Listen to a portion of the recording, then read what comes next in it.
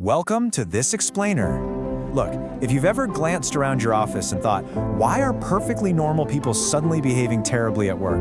Well, you are definitely in the right place.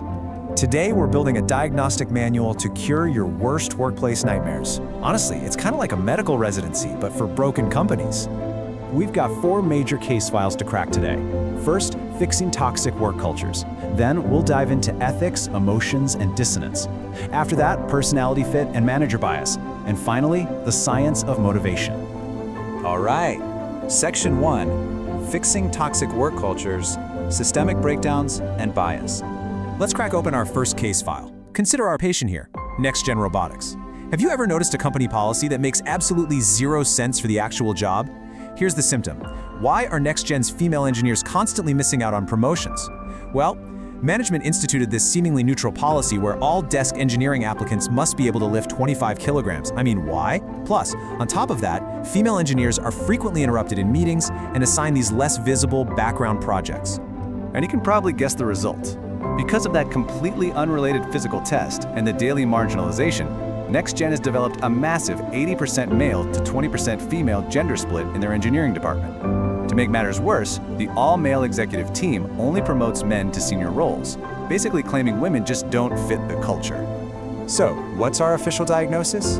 Disparate impact. This happens when a totally neutral-sounding rule, like a 25-kilogram lifting requirement, unintentionally weeds out a specific group. Combine that with a classic glass ceiling and a culture of exclusion, and you've got a really toxic mix. The cure here is pretty straightforward. Managers must immediately drop those unrelated physical tests, they need to mandate blind promotion reviews to finally shatter that ceiling, and they have to establish strict meeting ground rules to track project equity.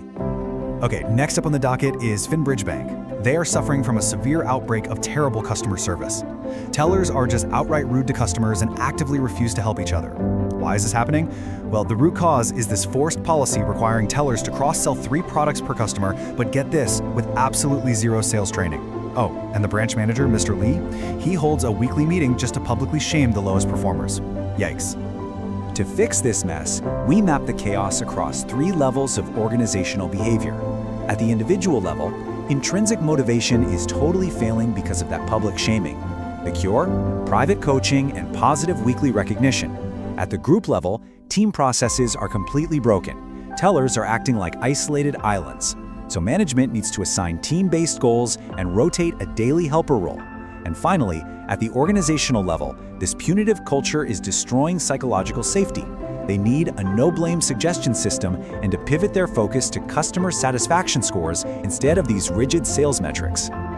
Moving right along, Section 2, Ethics, Emotions, and Dissonance, the inner battle. Let's talk about David. David is a senior auditor at FinTrust. Now, David loves his job, he loves his team, and the pay is great. His job satisfaction is through the roof. Yet, out of nowhere, he's incredibly anxious and losing sleep. Why?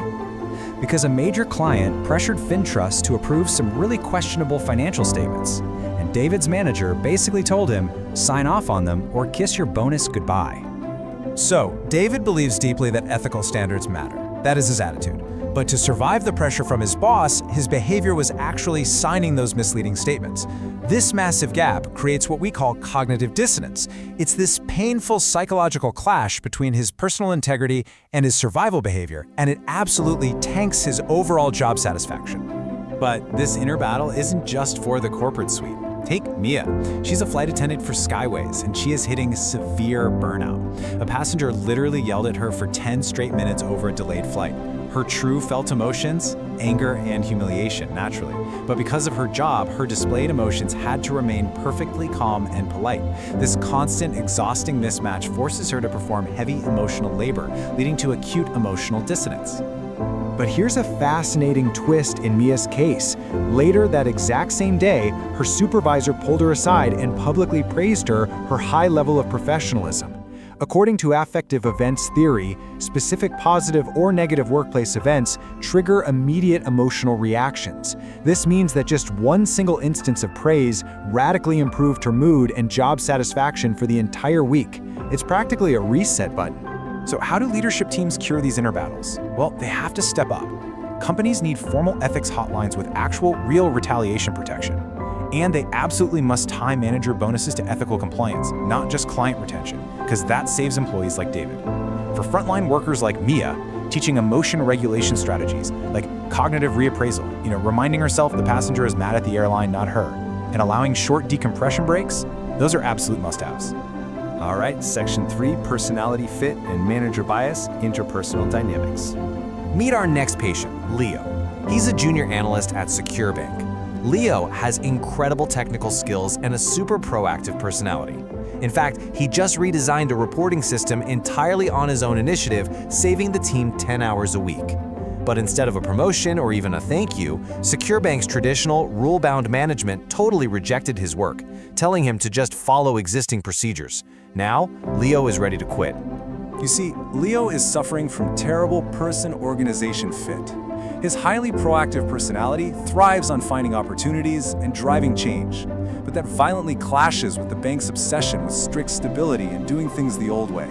He's got the skills, but this severe values mismatch is pushing him right out the door. The prescription? Secure Bank could easily set up a controlled innovation task force to harness proactive employees like Leo rather than crushing their spirit. Meanwhile, over in retail, we have a manager making a shockingly bad misdiagnosis. Regional manager Ravi noticed that store manager Priya missed her sales targets 2 months in a row. Ravi immediately jumped to a conclusion, blamed Priya's internal motivation, and flat out called her lazy. Ravi totally fell victim to two massive perceptual errors here. First, the fundamental attribution error. He completely ignored massive external factors, like a major construction shutdown right outside Priya's store, not to mention a widespread regional market slump. Second, confirmation bias. To justify his lazy label, he cherry-picked one old memory of her arriving late, completely ignoring her stellar customer satisfaction scores and amazing team feedback. Look, if you manage people, you can stop these dangerous biases cold by taking 3 specific diagnostic steps before passing judgment. Number 1, force yourself to systematically list possible external causes first.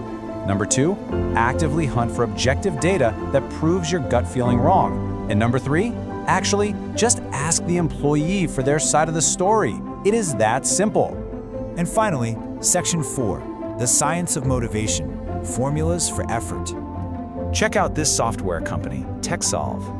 Management wanted to push a new product, and their grand strategy was issuing a vague directive to the sales team, try harder to sell more. Seriously, that was it. 0 product training was provided. And to make it worse, last year the company promised bonuses for high sales and then slashed them at the very last minute. So unsurprisingly, this new sales push was a complete disaster. This right here is a textbook, catastrophic breakdown of expectancy theory and goal setting. Vague goals like try harder do absolutely nothing to direct attention or get people moving. Remember, motivation is basically a formula. Without training, employees didn't believe their effort would lead to performance. And thanks to last year's broken promises, they didn't trust that performance would actually lead to rewards. Those motivational links were just entirely severed. To revive a flatlining workforce like this, managers have to systematically repair those broken links. First, throw out the vague demands and set specific, measurable, time-bound targets like increase sales by 20% in Q3. Second, fix the effort to performance link by giving robust product training to boost their confidence or self-efficacy. And finally, you absolutely must guarantee the performance to reward link. Pay those bonuses the second the targets are hit to rebuild that lost trust. As we close our case files for today, I really want you to think about this. Take a hard look at your own workplace. When things go sideways, it is so tempting to just point the finger at the individual. But based on all the symptoms we have diagnosed today, you have to ask yourself, are the bad apples truly to blame, or are you just ignoring the broken, biased, and poorly designed organizational systems that actually created them? Thanks for joining this explainer. Now get out there and fix your workplace.